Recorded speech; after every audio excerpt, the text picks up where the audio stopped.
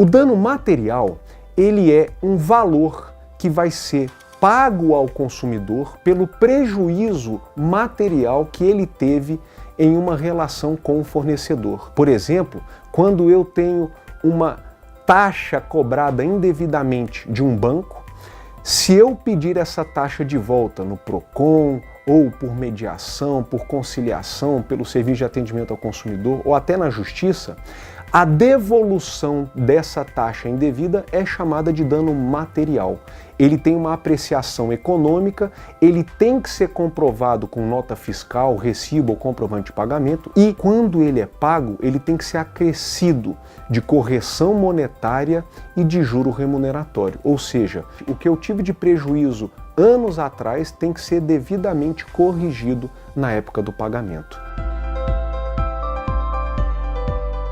Já o dano moral, ele vai ocorrer também com uma parcela de pagamento do fornecedor ao consumidor por alguma situação na relação de consumo que é extravagante. Então, um atraso de voo relativo de 10, 15 minutos, ele é aceitável.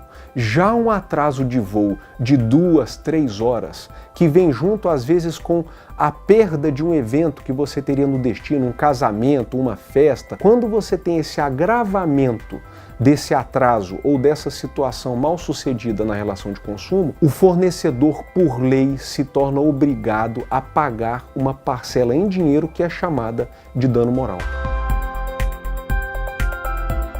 Se você num supermercado, num shopping center ou qualquer loja de varejo tiver um atendimento agressivo e discriminatório, seja do atendente, do vendedor, do gerente ou do próprio segurança, isso costuma gerar dano moral. Há um dever de atendimento com zelo, com educação e com o máximo de respeito para o consumidor. Se isso é quebrado, isso gera dano moral.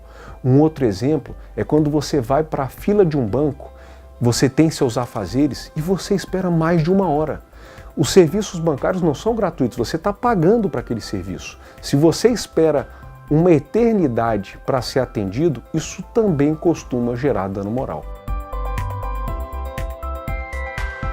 Não existe tabelamento no Brasil para dano moral. O dano moral vai ser arbitrado em um acordo, numa mediação ou numa condenação judicial, com base no poder aquisitivo do fornecedor, ou seja, fornecedores mais ricos pagam danos morais mais altos, e também no caráter pedagógico dessa situação, como uma reprimenda por uma infração muito grave que o fornecedor praticou. O dano moral, infelizmente, é visto por algumas pessoas como uma indústria no Brasil. Isso não é verdade. O consumidor brasileiro tem direito legal ao dano moral e a repetição do desrespeito de fornecedores a consumidores pode gerar inclusive o chamado dano moral coletivo. E nessa modalidade do dano moral coletivo, o fornecedor pode ser punido por quantias mais altas por ter descumprido deveres legais para com a sociedade.